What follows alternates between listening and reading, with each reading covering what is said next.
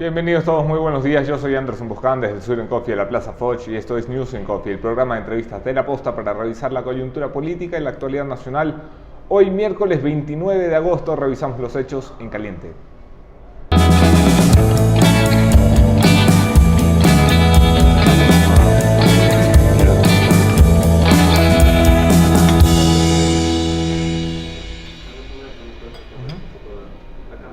Allá. En caliente, el Gobierno Nacional se ha pronunciado a través de la Cancillería de la República. El canciller José Valencia, en compañía de otros ministros de Estado, dio ayer un conversatorio con los medios de comunicación sobre la situación del éxodo venezolano. La Cancillería toma por fin una reacción a la crisis migratoria de los hermanos venezolanos y calcula que 300.000 venezolanos se habrán quedado para el país hasta diciembre de este año. 300.000, esto es, casi el 2% de nuestra población.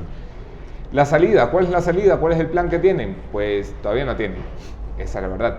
Van a buscar un plan concertado, como debe ser, integrado entre los países que tienen la mayor proximidad con la frontera venezolana, esto es Colombia, Brasil, Perú y el Ecuador. Va a ser una primera reunión para intentar encontrar una fórmula de creación de un corredor humanitario, una fórmula. A lo mejor se plantearán cuotas de recepción de refugiados. Las opciones son muchas. El hecho de que inicie el debate entre los países más afectados por la migración masiva de los venezolanos es un primer paso. Un paso que antecede a una reunión de 13 países de la región preocupados por el impacto que la migración va a tener en cada uno de estos. No se olviden que por Ecuador se han quedado entre enero y este mes 170.000 venezolanos radicados, pero es que han pasado casi 700.000. Se calcula que 5 millones de venezolanos han salido de ese país en el último año y la cantidad de venezolanos que ingresa diariamente al Ecuador ha aumentado de 700 a más de 5.000 por día.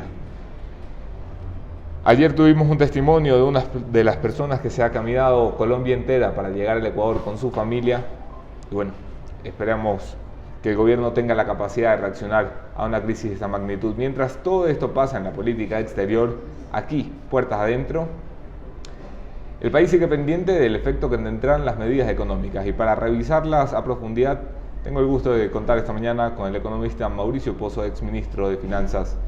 No se vayan, quédense en la entrevista.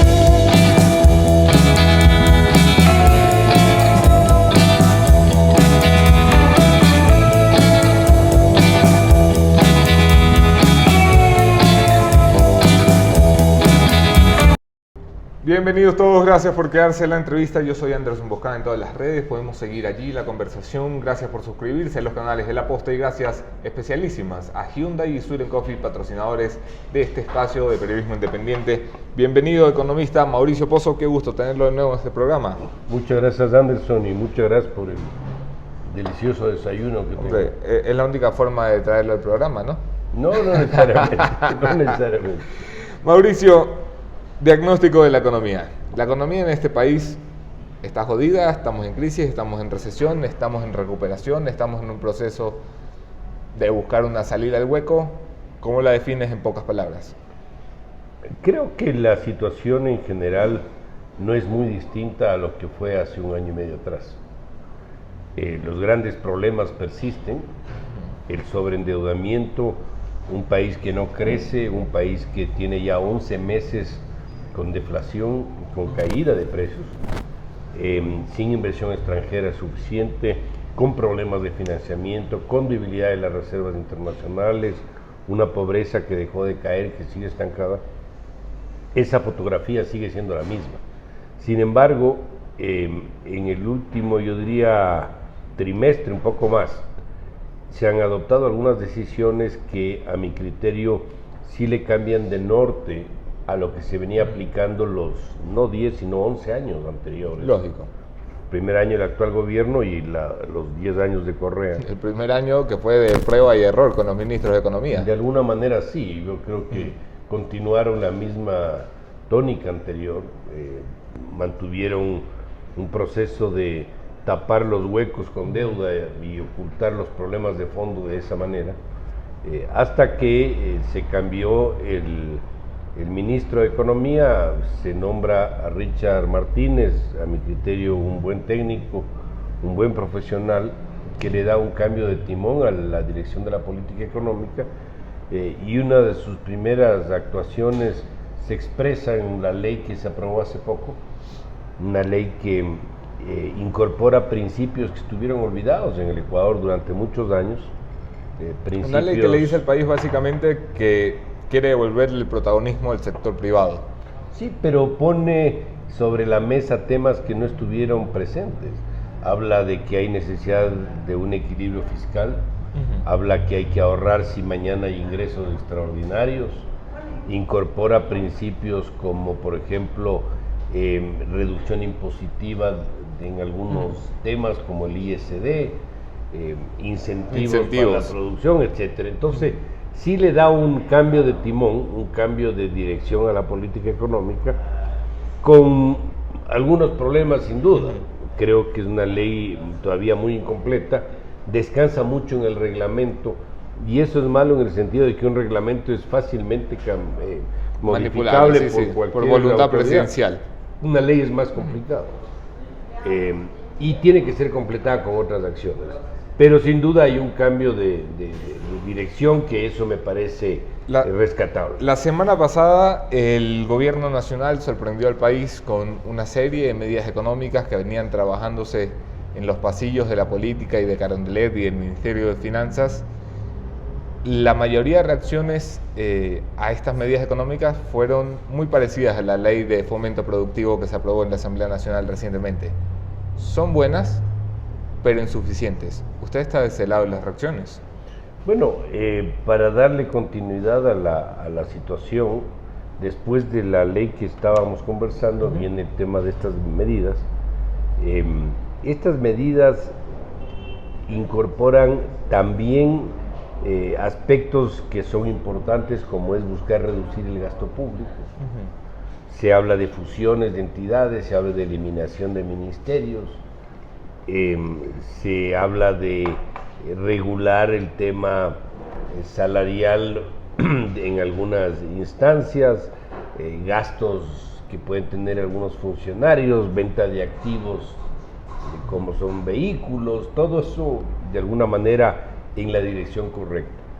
Pero cuando usted tiene, para que se entienda mejor, un déficit fiscal de este tamaño y toma medidas de gasto y el déficit se le reduce hasta acá, pero sigue habiendo déficit, usted no atrae liquidez, lo que le quita es presión de gasto. Es decir, esto le va a ayudar hacia adelante, pero el día de hoy, el día 1, no le entra plata y el presupuesto necesita plata. El ministro Martínez, en declaraciones a Diario El Universo, calculaba el déficit fiscal para este año en 4.000 millones de dólares. Es un buen déficit, pongámosle comillas. Sí, si lo comparamos con los 8.000 que teníamos. Sí, esa era la lectura, si no se hacía nada. Desde ese punto de vista es bueno. Claro que el grueso del ajuste ha caído en gastos de inversión, de capital. Eso ha caído más del 50% frente al mismo periodo del año anterior. Y desde ese punto de vista sí hay un impacto recesivo en el ajuste. En el gasto de sueldos y salarios, gasto corriente, bienes y servicios en general, casi no hay cambios. Eso es más, está bien parqueado, es mucho más difícil bajarlo, políticamente es mucho más costoso tomar decisiones ahí, pero esto no quiere decir que no se lo haga. Siempre hablamos en este país, en los últimos 11 años, hablamos de la necesidad de bajar el gasto público, de poner a dieta al Estado obeso, de todas los símiles y analogías que queríamos utilizar para describir el excesivo gasto que teníamos desde el sector estatal. Uno de los enfoques principales de las medidas económicas va precisamente por allí, la eliminación de 7 ministerios para reducirlo a 20 de un ejecutivo que había recibido 40 ministerios y secretarías, han llegado casi a la mitad. ¿La reducción de un ministerio es reducción real de gasto público? Se lo pregunto porque a veces da la impresión de que se cierran ministerios, pero los servidores públicos y la masa de trabajadores que cobran sueldo cada mes allí no hace más que moverse hacia los ministerios que se fusionan. ¿Es una reducción real el cierre de ministerios?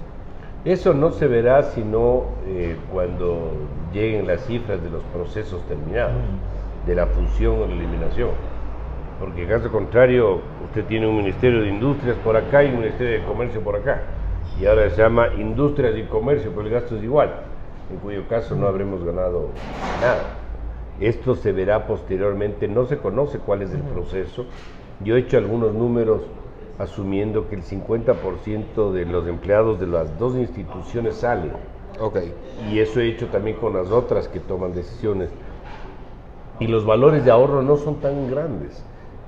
Claro que ese es un análisis muy parcial, digamos, porque solamente son los salarios, pero eso involucra muchas otras cosas, involucra gastos en bienes y servicios, etcétera, pero este no es realmente un impacto tan grande. Suena bien, pero no es en magnitud lo que se requiere. Si queremos bajar el gasto público, ¿por dónde está la vía efectiva y real? Bueno, la reducción de los y las decisiones en torno a los que llaman contratos ocasionales, eso sí es un ahorro importante, al menos si lo hacen en el número de servidores que están hablando. Estaban hablando de 130,000 servidores públicos a un promedio de 1.600 más o menos dólares en promedio, que es lo que gana un servidor público, que gana bastante más que en el sector privado.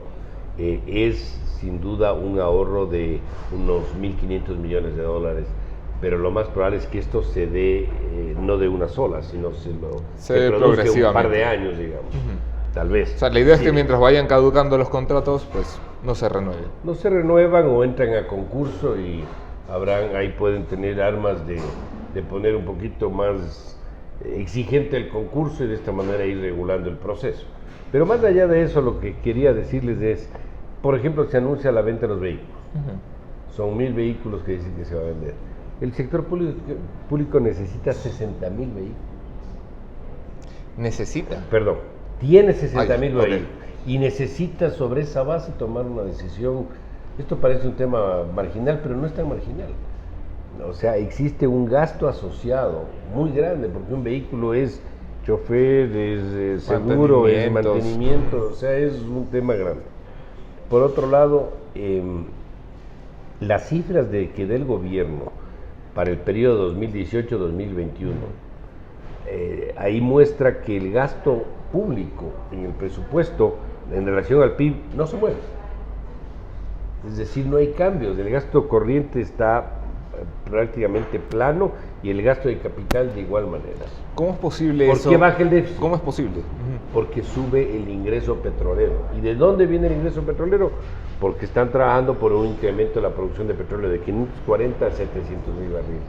Eso no digo que esté mal, eso hay que hacerlo, pero ese es un objetivo, no es una proyección, porque una proyección tiene que basarse en temas mucho más seguros, mucho más certeros, porque si no llegamos, porque esto de aumentar la producción venimos hablando 10 años, si no aumenta la producción, ¿qué pasa? El déficit se vuelve a ampliar y la deuda nuevamente tiende a moverse. En ese escenario la relación deuda-PIB no cambia, es decir, sigue alrededor del 60% del PIB. ¿Qué es lo que pasa?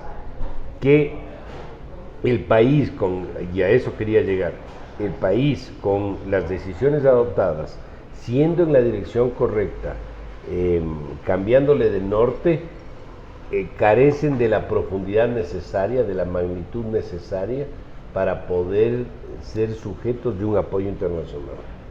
Es decir, el programa adoptado, ley más lo que acaban de anunciar, no es suficiente para recibir apoyo externo, que es la liquidez que necesita el gobierno para poder ponerse al día y empezar a replantear, por ejemplo, el tema de la deuda. Eso se nota en declaraciones del ministro Martínez cuando dice que no cuentan este año con nuevos financiamientos de organismos multilaterales, y sobre todo se nota en una cifra que no miente, en la confianza de un plan económico del riesgo país, que muy bajito no está, ¿no? El riesgo país tiene dos componentes: la parte externa, que es qué pasa con el precio de los commodities, el precio del petróleo, las economías grandes, Estados Unidos, la China, etcétera.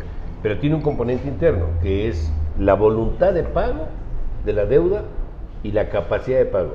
La voluntad de pago afuera lo ven bien, porque el gobierno ha dicho que va a honrar sus obligaciones, etcétera. Lo que están dudando es de la capacidad de pago, y no porque le falte voluntad, sino porque no va a tener la plata suficiente para eso, o al menos hasta ahora. Por eso es que, a pesar de que le han cambiado el norte, ponen un buen ministro, etcétera, no baja el riesgo. Eso, porque se duda de que podamos cumplir los compromisos. Claro, y es un tema de capacidad de cumplir con las obligaciones. Entonces, por eso se requiere replantear la deuda. Pero ¿cómo yo replanteo la deuda? Con una reducción de riesgo. ¿Y cómo bajo el riesgo? Con apoyo internacional. ¿Y cómo tengo el apoyo? Con un programa profundo, con la profundidad adecuada. Vicioso. Es así. En campaña, todos los políticos, yo creo que incluyéndolo a usted, Mauricio, daban la receta facilísima de cómo bajar el endeudamiento. O sea, facilísima porque así sonaba. Decían, cambiemos deuda cara por deuda barata.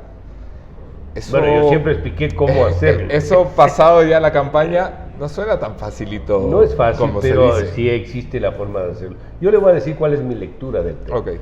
Yo creo que el equipo económico tiene los conceptos claros, sabe por dónde tiene que transitar, sabe qué acciones se requieren, pero hay restricciones políticas muy fuertes. Por ejemplo, que el gobierno en general toma demasiado tiempo para aprobar decisiones económicas por el costo político que estas puedan tener, el apoyo que pueda perder en la misma asamblea, manifestaciones que se puedan producir en la calle por ciertas decisiones complicadas, como el tema de las gasolinas. Sí, que Pachacútec ya ha anunciado que va a evaluar si empieza movilizaciones. Esos temas obviamente le hacen al gobierno y al presidente que para las decisiones piense mucho. Yo creo que el tema político le ha demostrado ser un erudito en cómo se ha movido. Un crack. Que lo ha hecho muy bien.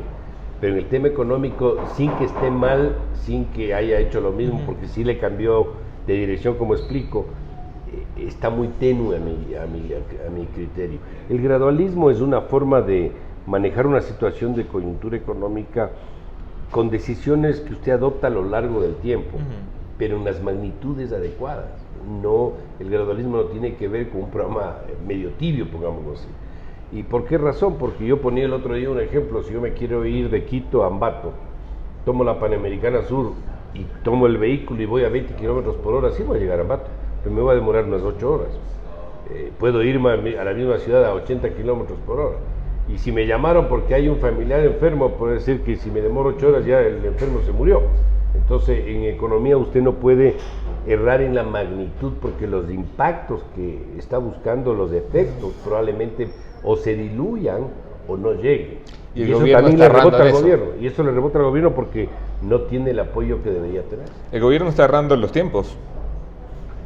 Yo creo que se ha demorado en algunas cosas y ha estado en magnitud en una proporción que no es la adecuada. Le voy a decir algo adicional. En materia de subsidios, que los subsidios no son ni buenos ni malos, tienen que cumplir un rol los subsidios. En gasolinas usted no puede tomar decisiones parciales, sino de lo que se llama en economía bienes sustitutos. La gasolina super, de alguna manera, es sustituto de la extra. Cuando usted pone un precio tan grande de diferencia entre la una y la otra, hay el riesgo que traslade consumidores de la super a la extra. Sí, lo advertía muy claramente en un editorial en Diario El Universo en los días en que se anunciaba la medida. Walter Spurrier advertía el riesgo de una migración masiva de la super a la extra eliminaría cualquier ahorro para el gobierno. con un 30% de traslado ya no le entra plata al gobierno. Igual el monto era pequeño. Yo personalmente, si iba a topar solo la super, yo no topaba ninguna, sinceramente. Claro, si te vas a meter a revisar los subsidios, Además no es que va a haber menos problema en las calles porque topó la super y no topó la extra. A veces en economía hay que pedir perdón y no pedir disculpas, o permiso mejor dicho. Yo en ese sentido creo que sí ha fallado un poco la comunicación, de que se difunda porque esto es malo, porque esa gasolina realmente protege o subsidia a los ricos y no a los pobres, porque los pobres no se van a ver afectados. Esos son temas que hay que explicar, difundir con una muy buena campaña de comunicación. ¿Le pesa al gobierno a la hora de tomar estas medidas el hecho de haberse proclamado un gobierno de izquierdas, un presidente de izquierdas? Se lo pregunto porque un presidente de izquierdas que tope el subsidio a las gasolinas, deja de ser de izquierda. Muy de izquierdas no será, ¿no? Bueno, yo creo que esos son una suerte de casi axiomas que se presentan en la política. Yo creo que en la práctica no es tanto así. El Ecuador es uno de los pocos países que no tiene una relación flexible entre los precios de los derivados y el precio del petróleo en el mercado internacional. Es decir, una fórmula que te vincule qué pasa cuando el precio del petróleo sube con los precios de los derivados. Debería suceder que si tienes eso, sube el precio del petróleo, baja el precio de los derivados en el Ecuador, las gasolinas, y viceversa. Lógico. Eso no lo tenemos. Aquí el aumento de la gasolina es un decreto que te genera reacción pública, reacción social. Eso es lo que hay que buscar superar, ese proceso, y explicar por qué. ¿Perdió la oportunidad, Mauricio, el gobierno de realmente focalizar los subsidios? Yo creo que todavía lo puede hacer, pero el tiempo gira en contra del gobierno. Si iban a topar la super, debieron haber topado la extra. Y explicar y focalizar en eventuales impactos que esta puede darse. Me invento el ejemplo, taxis. Ok. ¿Ya? Focalizo el tema taxis para que el taxi no suba la tarifa a la ciudadanía, pero pongo la gasolina en el precio real. ¿Ya? Y igual va a haber problema, pero está adoptada la decisión y de alguna manera con una buena política de comunicación se puede diluir. Esto se hizo el año 2003, Anderson. Yo estuve en funciones públicas y la inflación bajó del 12 al 1,5 en un año y la economía creció al 8% el año 2004. Lo recuerdo bien. O sea, esto en un proceso de un manejo integral de austeridad, esto da resultados. Y eso hay que entender. Cada dólar que yo subsidio a la gente que tiene carro es $1 menos para los insumos médicos del hospital. Eso tiene que entender la gente. El diésel sí es una papa caliente. Eso sí es un problema porque eso es transporte de carga, eso lógico, es de personas. Eso es una cadena de aumento de precios. Entonces ahí sí hay que buscar un esquema tecnológico de focalización. Ahora con la tecnología a uno le pueden ubicar por satélite donde esté parado. Y los carros hay cómo identificarlos con un chip de la forma que se quiera. O sea, en ese sentido la tecnología abre muchas puertas para entrar en un esquema muy eficiente de focalización. Pero como digo, esto se ha convertido en un tema muy político y cae en... Sí, todo el mundo tiene miedo a tocar la gasolina. Claro, cae en el tema de que si suben a gasolina son de derecha y si no suben son de izquierda, lo cual no necesariamente es así.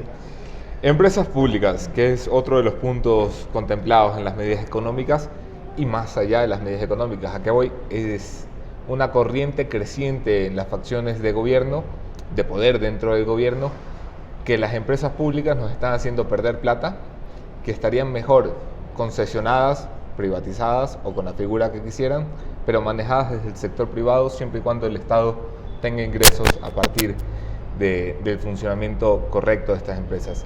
350 millones de dólares anuales espera el gobierno con el anuncio de esta medida, esa es la promesa presidencial. Las empresas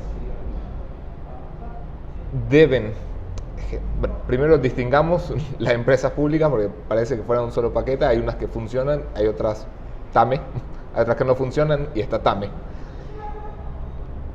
¿Cuál es su destino? O sea, esto debe concesionarse, debe entregarse al sector privado vendiéndose, ¿cuál es el destino que debería tomar el gobierno para intentar paliar el déficit? Bueno, aquí no creo que se trate, yo al menos no lo recomendaría, de entrar en un proceso de concesionar por concesionar, vender por vender o cerrar por cerrar. Creo que la raíz de la situación y de la decisión tiene que sustentarse en ver cuál es el rol del Estado, o sea, el Estado para qué está, cuál es su responsabilidad. Si el Estado está para tener educación, para tener salud, para brindar, digamos, salud, previsión social, justicia, etcétera, bueno, fortalezcamos esas actividades y las entidades, ministerios que tienen que ver con esa función del Estado. Si creemos nosotros que el Estado no debe ser empresario, entonces busquemos que se retire de ese rol. No puede estar participando en la industria farmacéutica, o en las compañías de aviación, o en las propias gasolineras. Puede ser que ese no sea. Yo personalmente creo que ese no es el rol del Estado. El gobierno nos ha dicho cuál cree que es el rol del Estado. Yo creo que no está claro eso, Anderson. Yo creo que eso tienen que definirlo, porque eso da lugar, porque a veces se dice, las empresas que ganan plata, que se queden, y las que pierden, vendemos. Las que pierden, venden a precio de gallina enferma. Evidentemente. No es ese el tema es que puede ser que las que ganen plata también haya que vender. Bueno, está dentro de los planes del gobierno, que lo ha dicho aquí Santiago Cuesta, consejero presidencial, concesionar CNT, por ejemplo, por 4.000 millones de dólares. CNT, que es la joya de la corona del sector público, probablemente. ¿Es una opción? Puede ser. Igual las 5 hidroeléctricas que no están terminadas, o puede ser las 8, incluyendo el propio proyecto del Coca-Cola. Esos son temas que hay que definir, pero lo que tenemos que tener claro es que el Estado está para ciertas cosas y no para esas otras cosas, y por eso hay que poner una línea clara que defina esos roles y esas responsabilidades. Además hay un tema que es importante: el vender genera un shot de recursos de ese rato, pero el próximo año ya vendió, o sea, ya no hay más que vender. Entonces el ordenamiento fiscal no es en lugar de estas decisiones, sino es además de estas decisiones. Si yo no ordeno la casa y yo vendo CNT, me invento el ejemplo, no gano nada, o sea, gano la plata que me entró por la venta y me gasté en gasto improductivo, no tengo déficit este año. Y el próximo año vuelvo a tener el problema. Entonces hay que ordenar la casa, es un tema de fondo, y hay que definir el rol del Estado para poder participar en lo que realmente debe participar. Brillante eso, me agrada mucho el rol del Estado, y no me lo había planteado de esa manera. Es que no nos han dicho qué quieren hacer, o sea, cómo quieren servir al país. Hace 30 años yo escribí un libro con el apoyo de Germánico Salgado, un gran economista que hubo aquí en Ecuador, con un buen renombre, y fue ministro de algunos gobiernos, y escribimos sobre el rol del Estado, así titula el libro, el rol del Estado. Y el otro día me daba, no sé si risa o indignación, porque las preguntas que se planteaban en ese documento después de 30 años siguen siendo las mismas. Todavía no se resuelven. Todavía no están resueltas. Yo creo que eso es un tema que hay que definir. Otra de las promesas presidenciales es acabar con la fiesta de los regímenes especiales en la contratación. 1.400 millones de dólares aseguran nos ha costado esa vía de contratación. No sé de dónde sale exactamente la cifra, me imagino que del CERCOP. ¿Son malos los regímenes especiales de contratación? ¿Cómo es que nos perjudicaron? ¿Y cómo es que una medida como esta puede ayudar en algo a recuperar la economía? A ver, los mecanismos de contratación para servicios, para obras, tienen que ser mecanismos que sean lo más transparentes, los más abiertos y los más generales posibles. El rato que yo abro muchas excepciones, termina siendo la excepción más que la propia regla. El gobierno anterior se especializó en regímenes especiales y se especializó en decretos de emergencia. Sí, por supuesto.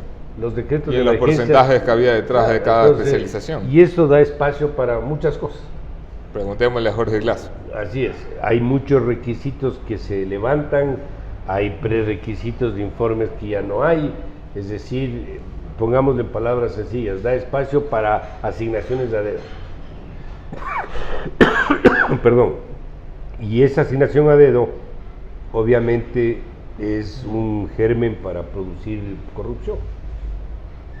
En ese sentido, yo creo que tiene que ser lo más transparente y sobre bases generales, utilizando la tecnología, pero sobre, yo diría, inclusive auditoría y si es necesario internacional, porque inclusive con la tecnología hacen cosas, Sí. ponen requisitos, Bueno, conociendo el hasta- mercado, que solo una empresa puede hasta cumplir antes- ese requisito. Hasta antes de que reventara el escándalo de Odebrecht, en este país tenían la cara de salir a decir que teníamos el mejor sistema de contratación pública de la región. Hasta antes de reventar el escándalo de Odebrecht.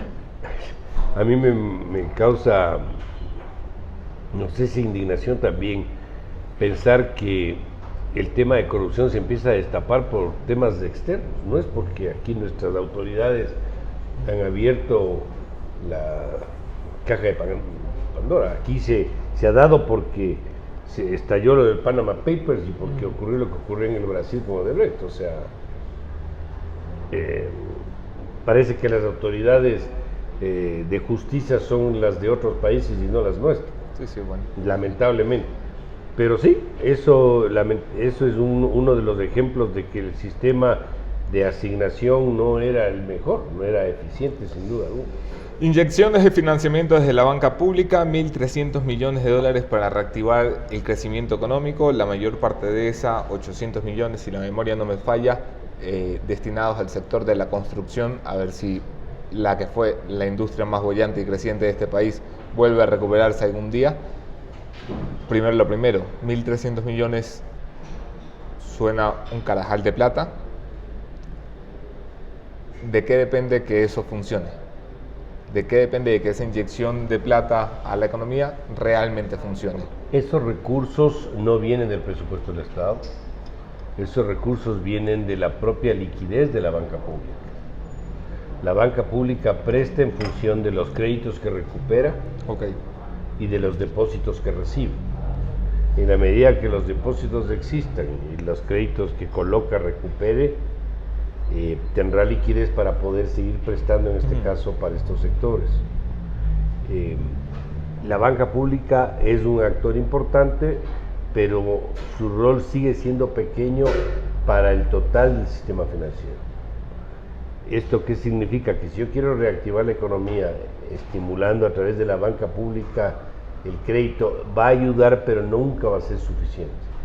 Lo que se requiere es que incentivar la banca las privada. condiciones macroeconómicas sean lo suficientemente claras y las reglas también para que la banca privada esté dispuesta a prestar. Por ejemplo, en este momento los depósitos bancarios están cayendo. ¿Por qué? Porque esto es increíble, porque no hay endeudamiento público suficiente.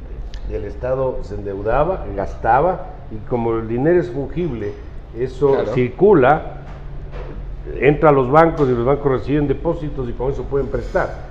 Pero si yo como banquero, que fui también en el pasado, me faltan depósitos, no tengo recursos para poder prestar. Y es lo que está pasando. Entonces los bancos han O empezado sea a que nos reducir el falta crédito. el Estado beso para seguir prestando. Falta liquidez. Y esa plata no necesariamente viene por deuda pública, viene por inversión, por repatriación de capitales, por exportaciones, por remesas. Esas son las fuentes tradicionales. Y lamentablemente el desorden fiscal lo que hace es chupar recursos. Entonces la plata no permite que eso filtre y ayude a financiar actividades productivas. Por eso hay que ordenar la casa. Por eso se necesita un Dos ordenamiento. puntos más importantes. Inversión privada, el gran mito de la economía ecuatoriana, impulsada desde la época de Lucio Gutiérrez, Alfredo Palacios, el señor Correa, que pasó 5 años hablando mal de la inversión extranjera privada y luego rogando que viniera algo de inversión extranjera privada, el señor Moreno, que ha metido una ley que para muchos es incluso más allá de los incentivos, o sea, es para muchos abrir las puertas y decirle a los inversionistas, por favor, roguemos que vengan. ¿Por qué no llega? A ver, cuando uno hace una evaluación del año 2000 a la fecha, la inversión extranjera directa, que es privada, llegó a ser el año 2003-2004 cerca del 3% del PIB. Eso digo para que se vea que no es que no ha existido inversión, sí ha habido inversión. Sí, por supuesto. No es lo que el país ha necesitado, sin duda, pero en este momento el promedio... Sí, pero para 2003-2004 no estábamos tan lejos de Colombia y Perú. Sí, estábamos más cerca. Muchísimo más cerca. Este momento estamos hablando de en promedio en los últimos 10 años de 0.8% del PIB. No llegamos al 1% del PIB. Entonces casi en términos del tamaño de la economía de cada fecha, un tercio de lo que recibíamos. Entonces sí hay un problema ahí. La década pasada se conversó, el gobierno se difundió hasta la saciedad del cambio de la matriz productiva, las inversiones y los proyectos, pero inversión extranjera, eso al menos no se ha registrado como tal. La ley de fomento productivo que se aprobó establece incentivos, exoneraciones tributarias, zonas para que tengas 15 años sin pagar impuestos y metes inversión productiva. ¿Cómo es que una ley así no da resultados? Porque la gente piensa que esto es aprobar la ley y esperar el día siguiente una caja en el gobierno que llegue la inversión extranjera directa. ¿Cómo es que una ley así, de positiva en materia de incentivos, no genera confianza para que el dinero venga? O sea, los procesos son a lo largo del tiempo. Esto demanda persistencia, constancia, direccionamiento, orientación, y ahí uno empieza a ver los resultados. Si hay una persistencia del gobierno que es constante en las decisiones que adopta, es decir, va adoptando decisiones en la profundidad adecuada a lo largo del tiempo, no cambia de dirección, cumple lo que anuncia, demuestra con ejemplo lo que lo dice verbalmente, eso sí da espacio como para poder de alguna manera abrir una puerta para que venga inversión. Si dice no va a topar impuestos y se pasa un tiempo y no ha topado, dice este señor está cumpliendo lo que dijo, no va a topar impuestos. Y habló de estabilidad tributaria y se va a dar. Abrir la posibilidad de arbitraje internacional, que ha sido una restricción y que eso también a última hora se lo pudo incluir en la ley, es bueno porque abre la opción para que el inversionista, si no solo es bueno, tiene desconfianza a la es justicia. En un país donde no hay corte constitucional porque se la han fajado, donde hay un fiscal subrogante, donde hay un consejo de la judicatura en subrogación, donde hay todo en subrogación, no será el sistema de justicia más confiable del planeta. Así es. Entonces yo creo que esos son, estoy simplemente diciendo que son varios los factores y a lo largo del tiempo que van a permitir mayor confianza del inversionista y de esta manera se reflejaría en inversión extranjera. Pero esos son pasos y procesos que tienen que darse a lo largo del tiempo, no porque salió la ley, por más exoneraciones mañana llega, porque puede ser que el inversionista requiera lo que estamos hablando, pero también necesite que levanten el impuesto a la salida de divisas. Y eso sigue vigente, por lo tanto dice, mientras eso lo quiten, yo no entro. Por supuesto. Poco es de esa manera como se comportan los inversionistas. Finalmente, en materia económica, luego le hago una pregunta sobre la crisis venezolana que me gustaría tratarla con usted. Finalmente, en materia económica, hombre, tenía la pregunta y se me ha ido. Subsidios. No. La exoneración, perdón. En materia tributaria se van a perdonar las deudas por cerca de $1.000 millones, según calcula el gobierno, 4.000 millones dicen los correístas. ¿Esto cómo se explica? Voy a lo concreto. ¿Por qué hay facciones políticas que están sintiendo que se está perdonando a los grandes capitales que no han cumplido sus obligaciones tributarias con este país? ¿Por qué el gobierno, en lugar de hacer funcionar los servicios al servicio de rentas internas y decirle, oiga, mijito, vaya y cobre esa plata, decide perdonar y condonar las deudas o los intereses? A ver, estos procesos de amnistía o remisión, o como le quieran llamar, tienen que entenderse en la real dimensión que tienen.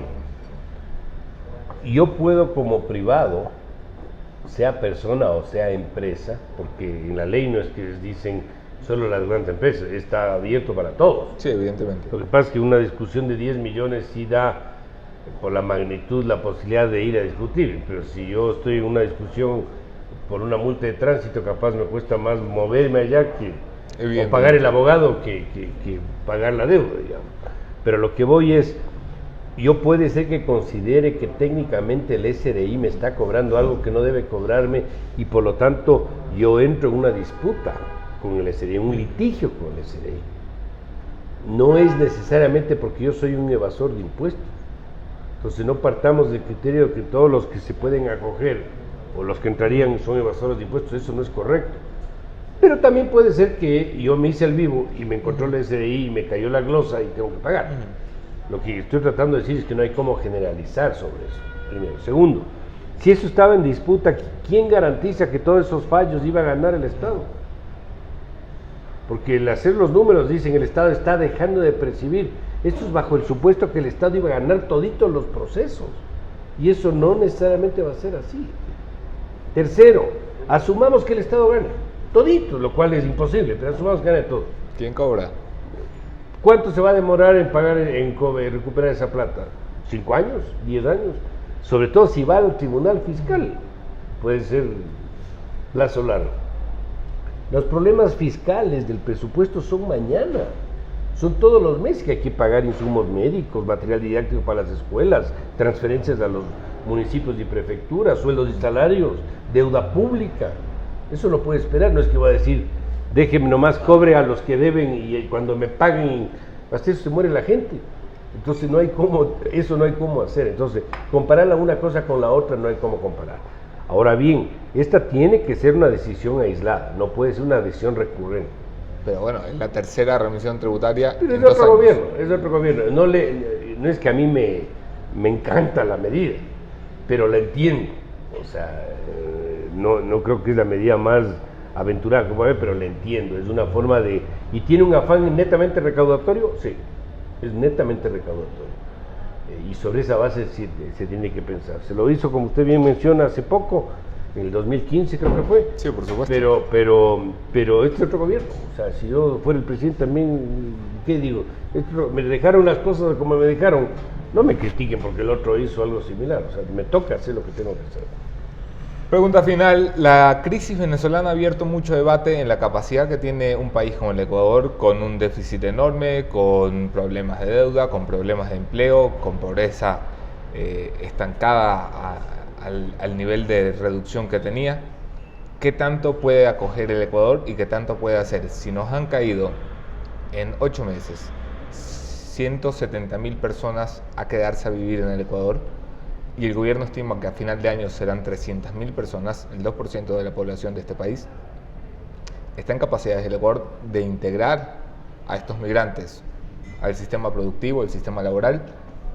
¿Qué tanto? ¿Hasta dónde se estira la cifra de recibimiento de venezolanos en este país? A ver, yo primero quisiera partir del criterio que este es un problema que trasciende el espacio del Ecuador. Creo que es un problema regional, internacional, continental inclusive. Creo que Venezuela le abrió la puerta a los ecuatorianos en el pasado. Era complicado ir a Venezuela, había que pedir hasta visa para ir a Venezuela. Sí, por supuesto. Abrió las puertas para italianos, portugueses, españoles, que son una mayoría ya de muchas actividades productivas, ecuatorianos de igual manera. Y yo creo que el Ecuador tiene que ser solidario con esa gente. Pues se habrán equivocado en quién eligieron, pero eso no quiere decir que no se actúe de manera solidaria con estas personas. Pero uno de los comentarios que yo recibo constantemente cuando toco el tema es: no tenemos capacidad para solucionar los problemas de los ecuatorianos. ¿Cómo pensamos que este país va a solucionar los problemas de los venezolanos? Aquí hay dos cosas que hay que hacer. Aquí es necesario definir primero una política de tratamiento del caso de esta inmigración venezolana que no tenemos y que recién se está tratando. Por ejemplo, una política que parece una logística simple, pero que se le debió hacer desde bastante antes, es el uso de transporte para que puedan pasar de frontera norte a la sur. Nos demoramos en tomar decisiones de esa naturaleza.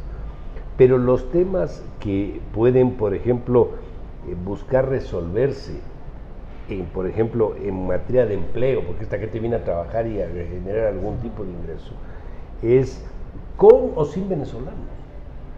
El número de personas venezolanas que están no digo que sea marginal, pero no termina siendo un tema de mayor repercusión para la población económicamente activa del Ecuador, o sea, para el monto total. En ese sentido estamos hablando de cerca de 8 millones de personas, o sea, no es un tema mayor. Las políticas de manejo de fuerza laboral tienen que hacerse no solamente para darle una salida al tema venezolano, sino para darle una salida al tema ecuatoriano. Entonces, ¿a qué me refiero yo? Políticas que tienen que dar mucho más, yo diría, modernización a las formas de contratación y despido. Okay. A la forma de remuneración de las personas. Yo soy absolutamente partidario del trabajo por horas.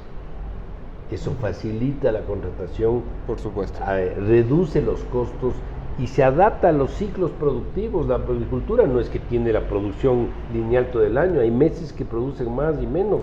Existen también las opciones de la migración positiva impulsada, por ejemplo, desde Chile, donde dijeron, ok, revisemos en qué sectores nos faltan profesionales, los venezolanos profesionales en estos sectores que sean los primeros en venir. Así es, pero para eso necesita una legislación flexible, para poder precisamente mover personas y mover actividades de la forma como se mueven en otros países. Este es un país que tiene una rigidez que se llama dolarización. Usted tiene rigidez del tipo de cambio, restricción por ingresos, por deuda y por petróleo, y tiene rigidez laboral. Es imposible. Usted tiene que poner el sector laboral mucho más flexible a que se adapte a las circunstancias. Por ejemplo, estas. Entonces, el tema de pago por horas, el tema de costos de contratación, el tema de costos de despido, son formas que podrían ayudar a canalizar esa mano de obra que está entrando y la propia mano de obra nuestra que se pueda ubicar. Eso ocurre en la industria de la construcción. En el ciclo de construcción, al principio necesitan 100, después necesitan que trabajen 8 horas, después necesitan que trabajen 6 horas. Eso no hay cómo hacer con la legislación actual. Entonces, un esquema moderno que le dé forma a ese tipo de procesos, yo creo que puede ayudar. Mauricio Pozo, siempre es un gusto conversar con usted y aprender un poquito. Gracias a ustedes por conectarse. Enseguida mi conclusión de esta mañana del Punto Final.